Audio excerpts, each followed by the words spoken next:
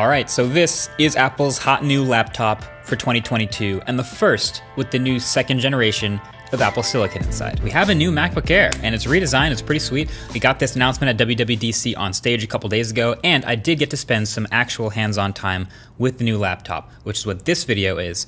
And after the half hour or so I actually got to spend with it, I was left with one main thought and one new question. The thought about the color, and the question about the lineup. So first of all, I love the design refresh. Apple's new laptop design language, as we've seen from the previous MacBook Pros, is very squared off. So this MacBook Air is no longer a wedge shape. It's very much rectangular with the sharper edges, but it's still an Air. It's still razor thin, 11.3 millimeters total Z height, less than half an inch, and 2.7 pounds. It kind of, to me, looks like two iPads sandwiched together, basically. Still all metal, still really well balanced and easy to hold. Definitely earns the Air name, right? So on the right side, there's a headphone jack with the new high impedance headphone support, and on the left, there's two Thunderbolt ports, and they added MagSafe. And it'll actually come with a color-matched MagSafe cable, which is new, and it's a really nice touch. So there's 4 new colors of this laptop: silver, space gray, then starlight, and midnight. So each MagSafe cable matches the color of the laptop. You plug it into the side, it looks pretty seamless. I just love them bringing back MagSafe here. And then with MagSafe, they also added fast charging up to 67 watts with an optional power brick. That's good for adding 50% charge in half an hour, which is pretty good. Apple also showed us on stage there was this slide of a dual USB Type-C charger, which looks pretty sweet. Just a heads up though, that one is not 67 watts, that's not the super fast charging. That is 35 watts. I got to actually hold it and read that on the back of the brick. So you can get either the fast charger or dual USB-C charger. Anyway, this laptop also gets a new quad speaker setup. It's sort of those tucked in the hinge underneath the display, which is kind of cool, and a new triple mic array with beamforming audio.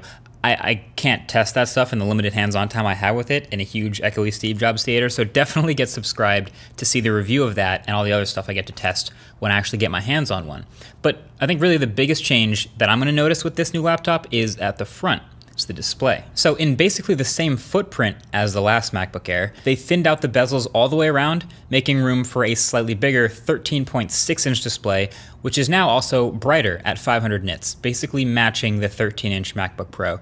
And of course, it now has the notch with the new 1080p webcam up there also. This is again part of the new Apple Pro aesthetic that honestly we are already getting used to, as dorky as it looks when you just stare at it.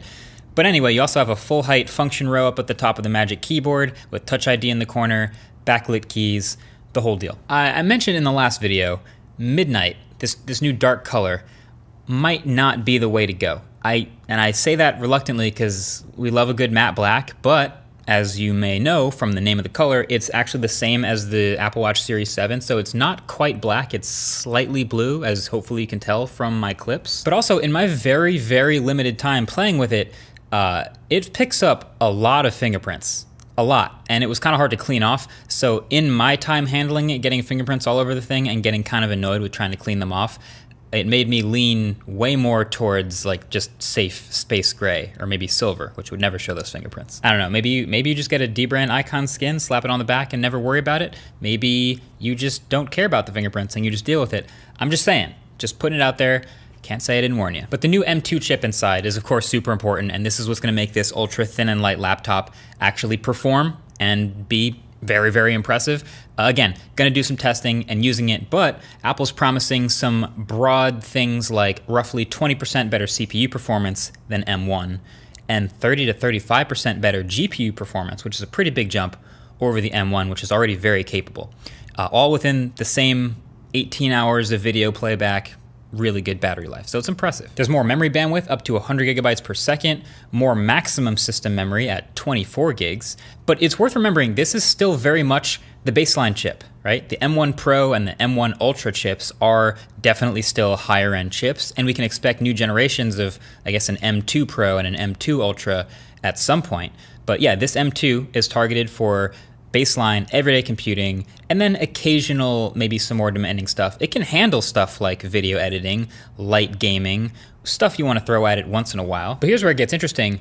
It is more expensive. So I had no problem recommending the M1 MacBook Air at $999, right? This is now like 2 years or so later. This M2 MacBook Air starts at $1199. So $1,200 laptop.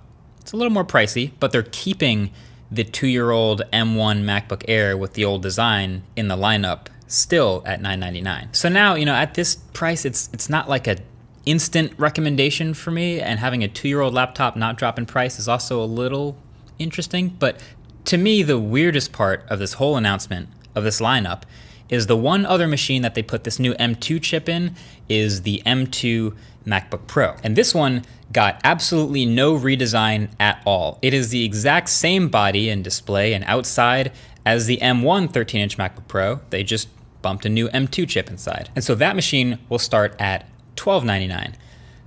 And I just want to talk about that for a quick second. I actually feel like you could make an argument that the M2 Air, which is cheaper, is actually a better computer for most people. For 90-something% of people, you should probably just get the Air. Look at this chart. I spec'd a new M2 MacBook Air and M2 MacBook Pro to cost the same amount with the same specs, $1499, right?